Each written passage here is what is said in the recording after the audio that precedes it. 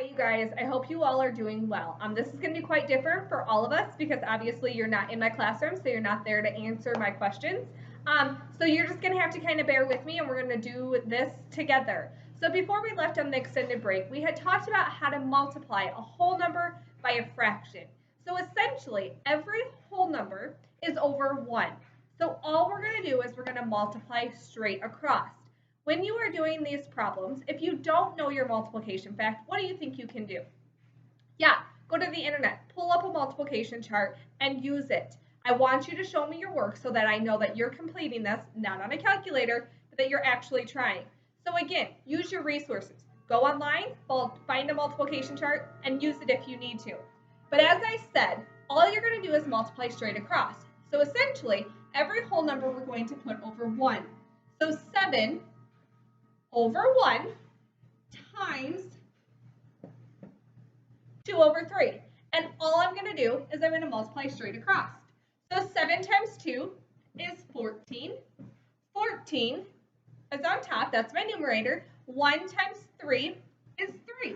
Now, that, if you guys remember, is called an improper fraction. And the reason we call it an improper fraction is because the big number is on top, and we don't like that. We like it when the small number is on top. So now we have to convert that into a mixed number. So we have to ask ourselves, how many times can 3 go into 14? So 3 times what gets me closest to 14 without going over? So 3 times 3 is 9. Okay, that's not high enough. 3 times 4 is 12. 3 times 5 is 15. That's too high. So we know that 3 can go in there 4 times equally. Sorry, 4 can go in there 3 times equally. So 4 times 3 is 12. 14 minus 12 is 2. That becomes my numerator. And I leave 3 on the bottom. So 7 times 2/3 equals 4 and 2/3. Okay, let's do another one together. If I were to have 8 times 4/5, okay, 8 times 4/5. Again, all we're going to do is put our whole number over 1. So I'm going to say 8 over 1 times 4 over 5.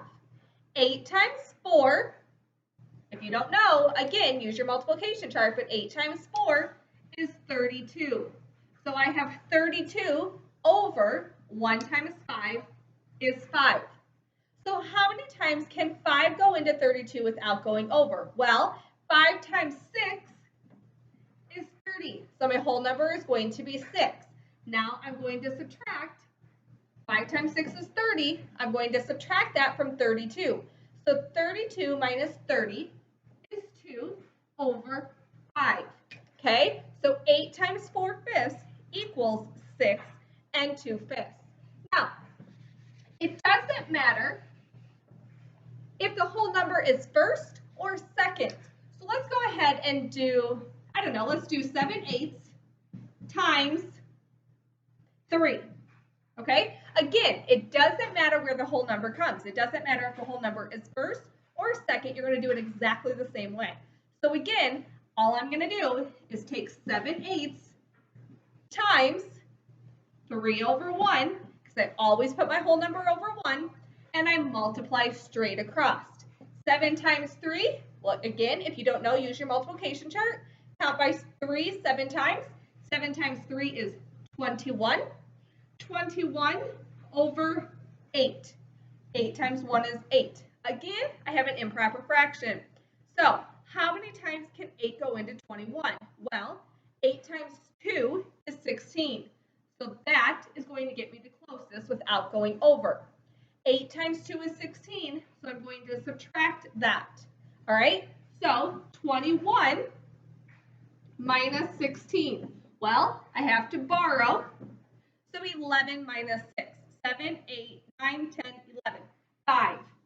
Okay, so 5 becomes my numerator, 8 is my denominator. So 7/8 times 3 equals 2 and 5/8. So go ahead and watch this video as many times as what you need. Contact me if you need help. Make sure you complete your assignment by tomorrow morning. Take care.